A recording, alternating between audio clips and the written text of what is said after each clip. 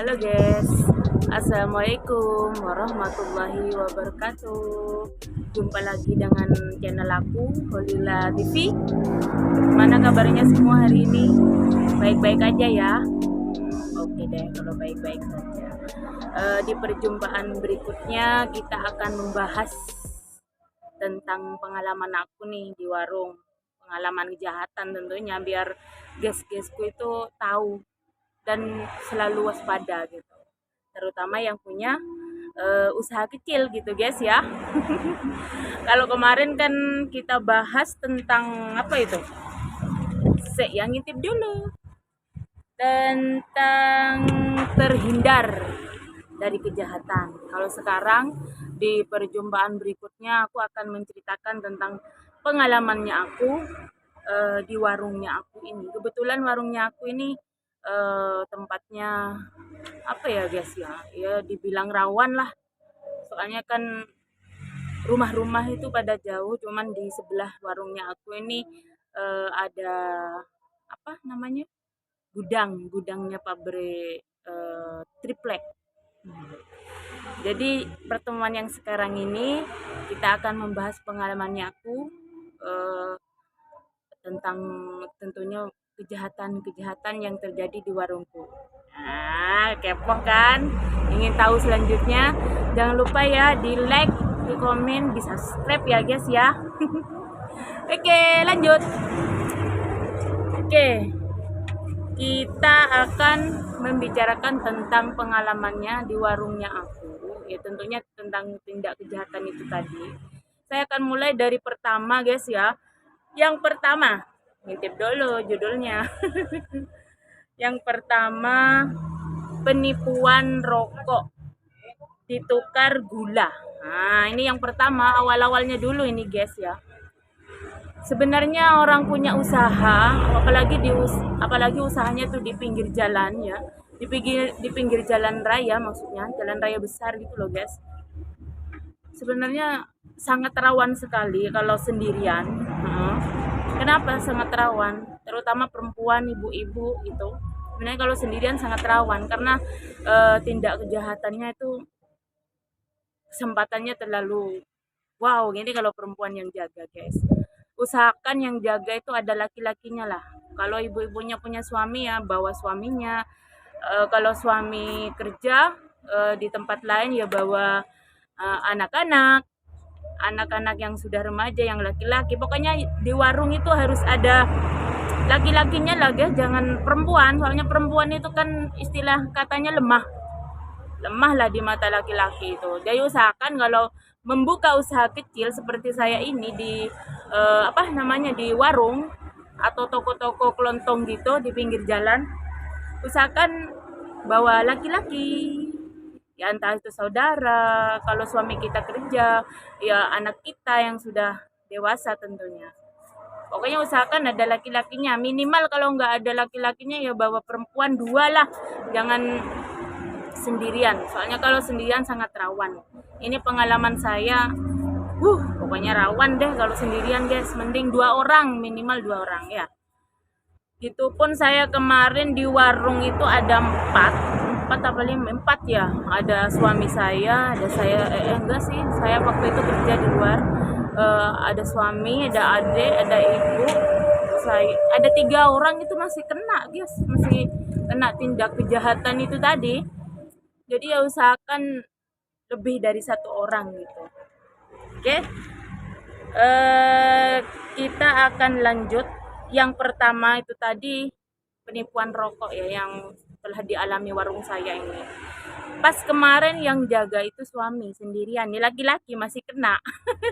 Karena itu tadi kena gendam itu tadi guys. Soalnya kan orang yang sudah gak gena, maksudnya memang kerjaannya nipu orang, kerjaannya ya nyuri, itu mereka itu punya ilmu-ilmu tertentu yang akan membuat kita itu nurut. Minta ini kita nurut gitu.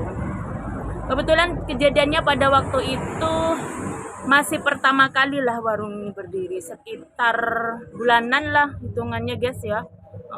Sekitar bulanan. Apa namanya, waktu itu kalau di sini kan nggak ada sumur. Kita kan kalau mandinya ke sungai. Kalaupun air untuk minum kan kita kan dikasih istilah sininya ngampung lah guys ya. Ngampung itu apa bahasa Indonesianya ya? Pokoknya dikasih sama keluarga sini, keluarga bapak ya, numpang lah dari warga sini, sumur bor guys. Jadi gini-gini, nanti di video selanjutnya saya bawa deh guys-guysnya lihat ke sana. Kebetulan pemandangannya bagus lah di sana guys ya. Terus kita lanjut yang pertama, itu tadi penipuan rokok. Kebetulan suami saya itu sendirian. Saya sendiri ada di sungai cuci-cuci. Waktu itu ada bapak-bapak, sepedanya apa ya? Bapak-bapak ngomongnya dari warga Leces. Dari warga Leces Probolinggo. Sepedanya apa? Vario warna putih. Masih ingat itu. Masuk ke warung sini, minta rokok 4, rokok Surya 4 pak. Katanya ngomong mungkin dia sudah menjuruskan itu ilmu-ilmunya sehingga suami saya nurut. Ngomongnya gini, Mas, minta rokoknya 4, nanti tak tuker sama gula 20 kilo. Nah, gulanya nanti tapi setelah maghrib gini. Pas kejadiannya itu jam berapa ya? Jam 3 sore guys. Ya namanya orang sudah kena kayak gitu kan, tidak semua orang apa ya, kuat lah ngadepin ilmu-ilmu gitu. Kalau pas lagi saat lengah gitu loh guys. Ya sudah dikasih rokoknya, gulanya nanti 20 kilo ya, enggak ada sudah, enggak mungkin di sini penipuan itu sudah. Jadi bagi guys-guysku yang punya usaha kecil kayak saya, warung, toko-toko, ada yang bilang minta barang nanti mau ditukar ini, padahal barangnya kan nggak dibawa, ngomongnya nanti gitu guys. Jadi jangan dikasih kesempatan lah, nggak mau gitu, nggak setuju gitu guys ya. Itu pengalaman yang pertama. Terus yang kedua, yang kedua ini guys, sering ini terjadi sering. Beli tapi nggak bayar, melarikan diri, itu sering terjadi.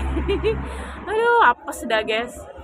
Ini pengalaman yang kedua ini, orang beli tapi nggak bayar. Contohnya yang kejadiannya di warung saya ini kan, beli kopi guys, kopi susu, gorengan, makan gorengannya itu sudah sudah diminum kopinya, habis itu nyelonong pulang pergi bawa sepedanya ngebut, udah nggak bayar guys, sedih gue.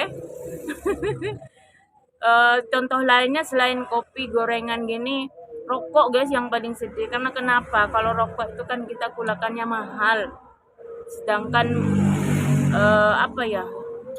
labanya itu sedikit guys. Jadi kasihan kalau rokok juga pernah minta rokok 2 pak, 1 pak, saya pesan kopi susu, ini itu susu sembarang guys. Habis itu melarikan diri juga sama, langsung naik ke sepeda. Saya waktu naik sepedanya kan pada waktu itu kan warung rame, udah lonong, nggak bayar. Itu sering terjadi, bukan hanya sekali 2 kali guys. Jadi harus hati-hati, ini sebagai gambaran aja. Sarannya kalau ada yang beli ya mungkin diawasi gitu aja guys. Kalau gerak-geriknya ya kita keluar, deketin aja dah, kalau perlu bayar pak ini. Saya sekarang ya gitu sistemnya. Kalau membeli rokok sampai 3 pak, saya minta uangnya dulu baru barang, soalnya kan pengalamannya sudah banyak. Itu tadi yang kedua. Terus yang ketiga ini ya menyedihkan lah guys, menyedihkan. Sekarang itu modusnya pakai anak kecil. Ini yang ketiga, ini pengalaman saya di warung. Modusnya pakai anak kecil. Ini suami istri, seorang ayah, seorang ibu, tapi bawa anaknya kecil sekitar umur 4 tahun atau 5 tahun ya. Sekitar 6 tahun lah guys ya. 6 tahun, 7 tahun, kecil masih. Ini sekarang modusnya ini bawa anak, seorang perempuan laki-laki seperti ayah ibu bawa anak gitu, masuk ke warung. Ini anak ini disuruh masuk tanpa sepengetahuan kita nggak sadar anak ini moro-moro masuk ngambil barang-barangnya. Pengalaman saya pada waktu itu tasnya adik. Ini adik saya kan kalau siang kadang kesini bantu-bantu. Selain ngantarkan putri saya yang sekolah di SMA sama SMP itu guys. Bantu-bantu dia bawa tas, uangnya 480.000 sih guys. Nggak banyak, nggak sampai jutaan. Tapi uang segitu kan bagi saya kan, bagi keluarga saya kan banyak uang segitu 480 itu. Sama apa namanya, HP. Jadi di tas kecilnya adik saya tuh ada uang 480, ada HP, terus ada eh, apa ya, ada kartu-kartu yang penting di dalam tas itu, dokumen lah apa pribadi gitu. Habis itu tasnya itu sama adik saya ditaruh di etalase gitu guys, etalase yang di belakang itu kan banyak yang kosong. Maaf ya berantakan. Terus taruh di etalase, habis itu muncullah orang ketiga. Pada saat itu yang jaga warung itu ada 3 orang. Suami saya, adik saya, terus ibu saya. Saya sendiri pada saat itu kerja di tempat lain. Eh, Apa namanya? Datanglah ke ketiga orang itu, anak kecil sama suami istri itu, guys. Anak kecil habis itu mesen sembarang, mesennya gini, Bu, itu pesen ya, pesen nasi 50 bungkus, gorengan 40 biji. Terus pesen susu, teh, kopi, sembarang dipesenin. Dibuat repot itu modusnya begitu. Jadi yang warung itu meskipun yang jaga 4 orang, 3 orang, kebetulan kan di warung saya itu ada 3 orang yang jaga itu tadi, ada suami sama ibu saya. Ya dibuat kelimpungan karena yang dipesan itu tadi nasi 50 bungkus, gorengan 40 biji, terus ya susu, teh itu alasannya untuk orang-orang di sawahnya katanya guys. Habis itu diawasilah itu bapak dan ibu itu, eh dia duduk di depan warung itu guys, bawa tasnya itu isi uang. Uangnya itu yang dihitung uang 50 ribuan, 100 ribuan. Nggak tahu itu uangnya siapa, uangnya satu meja guys, mungkin dapat tindak kejahatan dari tempat lain lah. Lawang pulangnya lo tasnya ditinggal di meja. Sama ibu saya dibakar buat apa guys?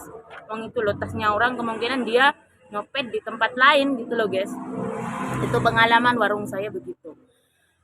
Anaknya ini memang sudah di apa ya, sudah di apa maksudnya, susah saya ngomongnya. Jadi anaknya ini berusaha untuk masuk warung. Jadi dia ngelihat keadaan warung, habis itu dia ngambil barang-barang, ya mungkin uang, ya mungkin tasnya ada itu yang diambil sama anak ini. Anak ini mungkin sudah diajarin, ya diajarin tindak-tindak kriminal seperti itu, bukan diajarin yang baik-baik. Lawang anak segitu loh, diajarinnya ya ngaji, ya sholat, ya apa ya sekolah.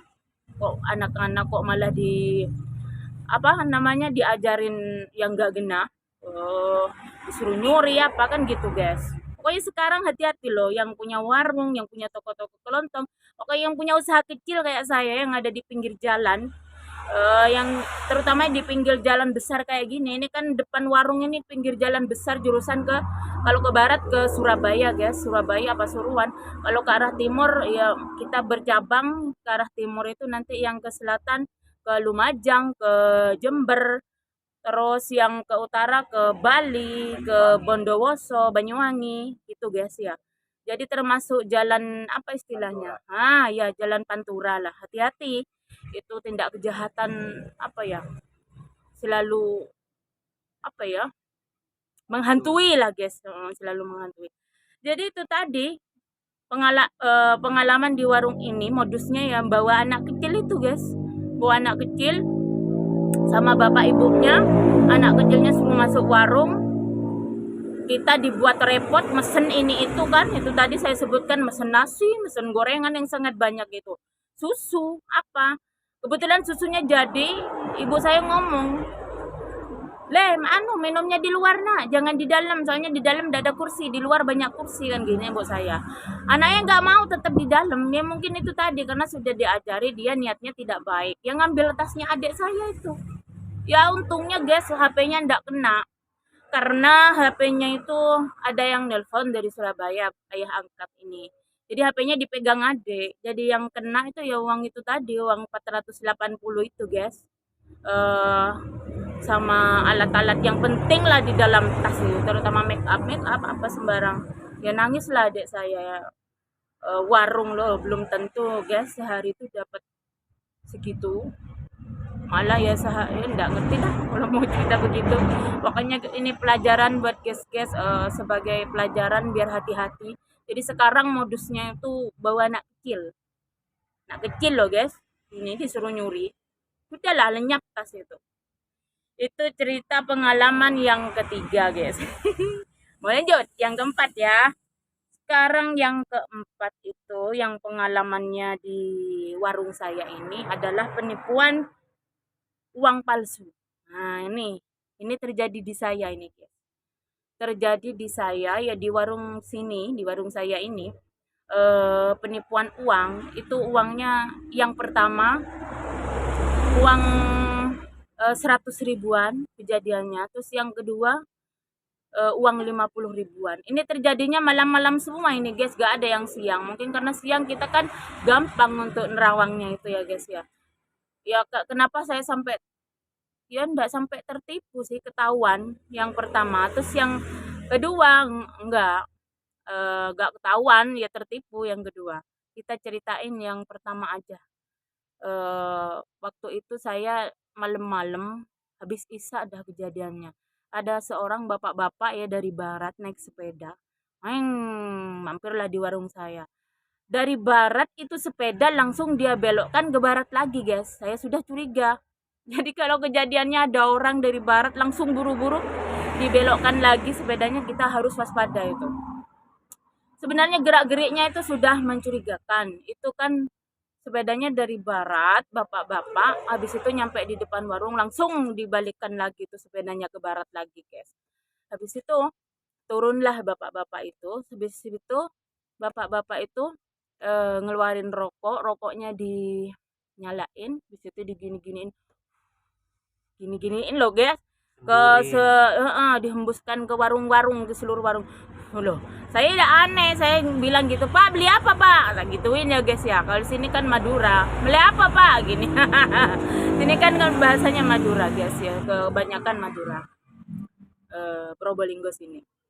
Jadi saya contohkan bahasa Indonesia, soalnya kan nggak mungkin guys-guysku ada yang nggak ngerti lah bahasa Madura. Jadi saya mending pakai bahasa Indonesia aja bila bisa, agar apa ya, guys-guysku bisa ngerti. Saya tanya sama bapak-bapak itu, Pak, mau beli apa? Saya gituin. Mau beli rokok dua pada saat itu ya. Terus beli rokok ini. Nah, saya pengalaman kan sudah banyak kejadian orang nggak baik kan di warung ini, tindak kejahatan kriminal gitu, guys ya. Terus setelah diambil rokoknya, saya kok karena asap rokok itu tadi aneh. Saya tandanya gini loh, guys, tandanya minta uang. Sebelum barang saya kasih ke pembeli, saya minta uang. Ternyata bapak itu ngeluarin uang, guys, ngeluarin uang 100 ribuan. 100 ribuan di situ. Saya pegang uangnya ini sudah aneh. Saya pegang itu merasa kecil. Lah kok bisa? Sedangkan penipuan yang kedua saya pegang tuh cuman kasar, guys, nggak merasa kecil. Kalau yang penipuan yang pertama ini uangnya merasa kecil lah, guys, di tangan saya. Loh, kok aneh ya?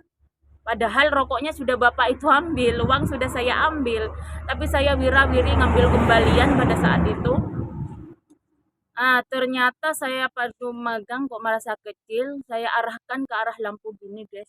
Loh, nggak ada bayangan pahlawannya itu, guys, nggak ada bayangan orangnya itu. Terus saya terawang lagi, ada bacaannya yang lebih gila lagi, guys. Uang mainan gini. Ya Allah Rabbi, langsung saya berdiri. Pak.